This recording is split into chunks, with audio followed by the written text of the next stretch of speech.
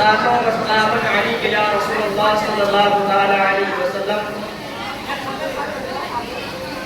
چمن اپنا وطن اپنا زمین و آسمان اپنا، چمن اپنا وطن اپنا زمین و آسمان اپنا، جہاں میں سب سے ہے پیارا ہمیں ہندوستان اپنا، جہاں میں سب سے ہے پیارا ہمیں ہندوستان اپنا۔ وفاداری وطن سے ہو یہی اسلام کہتا ہے، وفاداری وطن سے ہو یہی اسلام کہتا ہے۔ ہم اپنے دل کے ہر گوشے میں ہندوستان رکھتے ہیں، اور سارے جہاں سے اچھا ہندوستان ہمارا، ہم بلبلیں ہیں اس کی یہ گلستہ ہمارا۔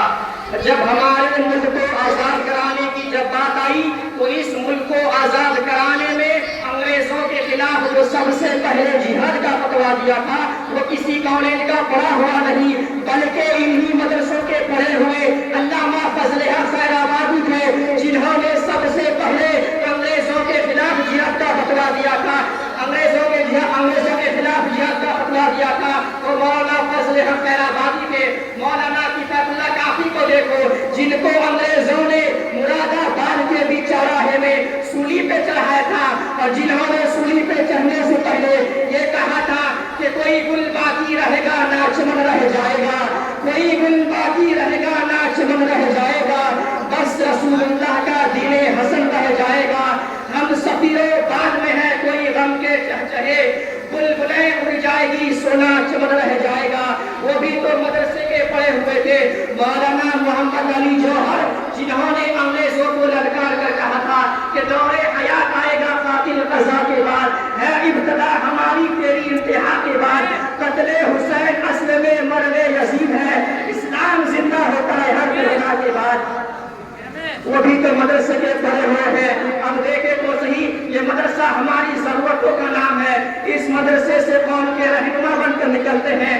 اور ذرا دیکھو اعلیٰ حضرت علامہ رضا علی خان اعلیٰ حضرت کے دادا، وہ بھی تو مدرسے کے پڑھے ہوئے ہیں۔ مولانا عنایت اللہ کاکروی، جنہوں نے علم سب کی کتاب علم الصغا کو لکھا ہے، جن کو انگریزوں نے کالا پانی بھیج دیا تھا۔ آپ دیکھیں تو صحیح، ایک انگریز راج کا کہنا ہے کہ جب ہم آخری بادشاہ بہادر شاہ ظفر کو دلی کے لال قلعے سے گرفتار کر کے کالا پانی لے کر جا رہے تھے تو چاندنی چوک میں کوئی پیڑ ایسا نہیں تھا جس کے اوپر کسی عالم کی گدر نہ لگتی ہو۔ غیر منقسم ہندو پاک میں لاہور کی جامع مسجد میں 80 سے زیادہ علماء کی گدر لٹکتی رہتی تھی۔ جب اس وطن کو خون کی ضرورت پڑی تو ہم آگے بڑھے ہیں، جب اس وطن کو خون کی ضرورت پڑی مسلمان سر پہ کفن باندھ کے آگے بڑھے ہیں۔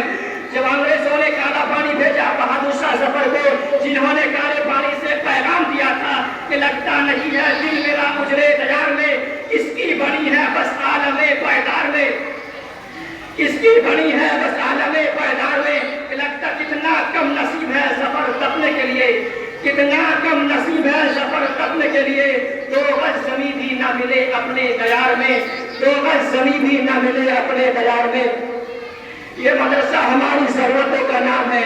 آپ دیکھیں تو صحیح، دلی کے انڈیا گیٹ میں جا کر جو 1 لاکھ سوتنتر سینانیوں کا نام لکھے ہیں، جنہوں نے ہندوستان آزاد کرانے میں اپنے جان کا نذرانہ پیش کیا ہے، ان میں 76,000 نام صرف مسلمانوں کے لکھے ہوئے ہیں، جنہوں نے ہندوستان آزاد کرانے میں اپنے جان کا نذرانہ پیش کیا ہے۔ یہ ہماری شان ہے، جب اس وطن کو خون کی ضرورت پڑی تو ہم آگے بڑھے ہیں، جب اس وطن کو خون کی ضرورت پڑی ہے مسلمان سر پہ کفن باندھ کے آگے بڑھے ہیں۔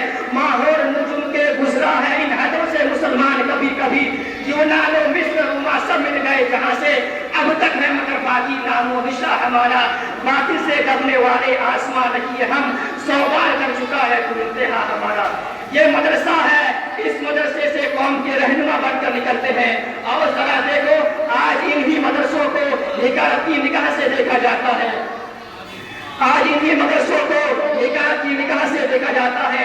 اور دیکھو یہ مدرسہ، تم جانتے ہو یہ مدرسہ کیا ہے، تم جانتے ہو یہ مدرسہ کیا ہے؟ آئیے میں آپ کو بتاتا ہوں۔ جب گناہ زیادہ ہونے لگے، گناہ کی وجہ سے عیاشیاں زیادہ ہونے لگے، زناکاریاں زیادہ ہونے لگے، سود خوریاں عام ہونے لگے، تو اللہ تبارک و تعالیٰ نے فرشتوں کو حکم دیا جا اس بستی کو تباہ کر دو.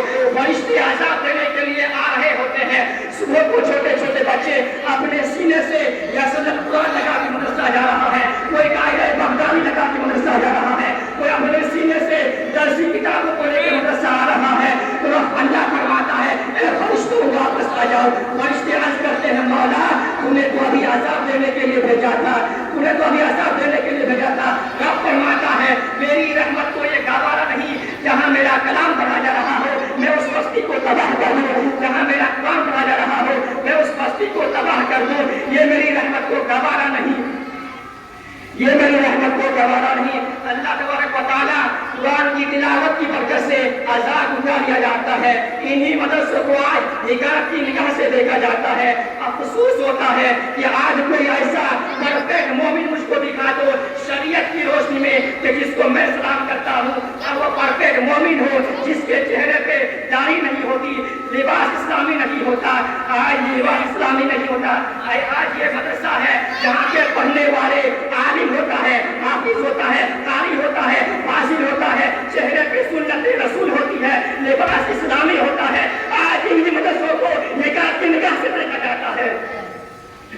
آج ان مدرسوں کو نگاہ کی نگاہ سے دیکھا جاتا ہے. افسوس کا مقام یہ ہے کہ آج ہم نے مدرسے کے درسگاہیں سونی کر دیے, مسجدیں ویران کر دیے, مسجدیں ویران کر دیے. ابھی ایک فلم ریلیز ہوئی تھی, 3,000 کے ٹکٹ خرید کر کے مسلمان نوجوان لڑکے دیکھنے کے لیے گئے اور کہہ رہے